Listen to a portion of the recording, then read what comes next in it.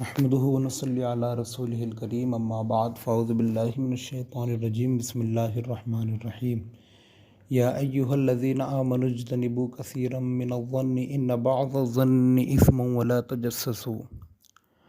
محترم سامعین کرام، آج کا دور بڑا پرفتن دور ہے اور انسان مسلمان قسم قسم کے گناہوں میں مبتلا نظر آ رہا ہے، چاہے گناہ صغیرہ ہو یا کبیرہ ہو، ہر قسم کے گناہوں میں ہم مشغول نظر آتے ہیں۔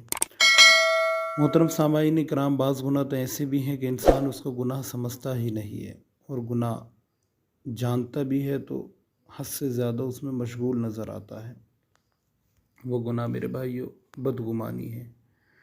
بدگمانی ایک ایسا گناہ ہے کہ اللہ تبارک و تعالیٰ نے اس کے تعلق سے قرآن مجید میں ارشاد فرمایا کہ بہت گمانوں سے بچو، بے شک کوئی گمان گناہ ہو جاتا ہے، لوگوں میں عیب نہ تلاش کرو۔ محترم سامعین کرام، بدگمانی بہت ہی بدترین بیماری ہے جو دل و دماغ کو بیمار بنا دیتی ہے۔ پھر انسان ہر کسی کے لیے برا ہی برا سوچتا رہتا ہے، جس سے آپس کے تعلقات خراب ہوتے نظر آتے، اور ایسا شخص اللہ تعالیٰ کی بارگاہ کا مجرم اور گنہگار بھی ہو جاتا ہے۔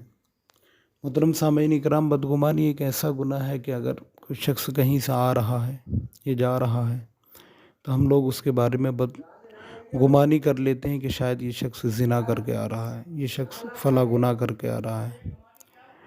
تو اگرچہ اس نے گناہ نہ کیا ہو، لیکن ہمارے دل و دماغ میں اس کے لیے بدگمانی ہو جاتی ہے۔ پھر ہم خود تو بدگمان ہوتے ہیں، اس کے تعلق سے دوسروں کو بھی بدگمان کر دیتے ہیں۔ پھر معاملہ کیا ہوتا ہے کہ اگر وہ شخص نیکوکار، متقی، پرہیزگار ہے تو اس کی عزت ہمارے دل سے نکل جاتی ہے کہ یہ تو ایسے ہیں، یہ تو ایسا گناہ کرنے والے ہیں، فلاں نے ایسا کہا ہے، فلاں ایسا بتا رہا تھا ان کے تعلق سے۔ میرے بھائیو، یہ بدگمانی ہو جاتی ہے۔ اگرچہ ہمیں اس کے بارے میں علم نہیں ہے، لیکن اس کے باوجود بھی ہم دوسروں کے بارے میں بدگمانیاں کرتے ہیں۔ محترم سامعین کرام، حضرت فضیل بن عیاض رحمۃ اللہ تعالیٰ علیہ، جو اللہ کے نیک بندوں میں سے تھے، ایک مرتبہ دریائے دجلہ کے کنارے بیٹھ کر اللہ کا ذکر کر رہے تھے۔ آپ نے دیکھا کہ ایک نوجوان دریا کے کنارے ایک عورت کو اپنی گود میں لٹا کر کچھ کھلا اور پلا رہا ہے۔ حضرت فضیل نے گمان کیا کہ یہ شاید کسی عورت کو دریا کے کنارے شراب و کباب میں مشغول نظر آتا ہے، کسی عورت کے ساتھ۔ حضرت فضیل بن عیاض نے اس کے بارے میں ایسا گمان کیا۔ کچھ ہی دیر میں کیا ہوا کہ دریا کے کنارے ایک کشتی آتی ہے، اور کنارے لگنے سے پہلے کشتی ڈوبنے لگتی ہے۔ اس کشتی کے اندر 5 نوجوان سوار تھے۔ وہ نوجوان اٹھا، اور اٹھنے کے بعد ان میں سے 3 نوجوانوں کو بچا لیا، اور 2 جو ڈوب رہے تھے، اس نوجوان نے حضرت فضیل بن عیاض کی طرف مخاطب ہو کر کہا کہ اے فضیل، میں اگرچہ گناہ گار خطا کار ہوں، لیکن تم تو اللہ کے نیک بندے ہو، ان 2 کو تم بچا لو۔ پھر وہ نوجوان دریا کے اندر کود جاتا ہے اور ان 2 شخصوں کو بھی بچا کر لے آتا ہے۔ حضرت فضیل بن عیاض رحمۃ اللہ تعالیٰ علیہ سے مخاطب ہو کر کہنے لگا، اے فضیل، تم نے میرے لیے جو بدگمانی کی ہے، میں تمہیں معاف کرتا ہوں، اللہ سے تم بھی معافی طلب کر لو۔ حضرت فضیل بن عیاض سوچنے لگتے ہیں کہ شاید یہ شخص تو بہت نیکوکار متقی ہے، اور میں اس کے بارے میں ایسا گمان کرتا ہوں۔ اللہ عز و جل کی بارگاہ میں اپنے گناہوں سے توبہ کرتے ہیں۔ وہ شخص عرض کرتے ہیں حضرت فضیل بن عیاض سے کہ اے فضیل، میں حج بیت اللہ کے لیے اپنی والدہ ماجدہ کو اپنے کاندھے پر بٹھا کر لے گیا تھا۔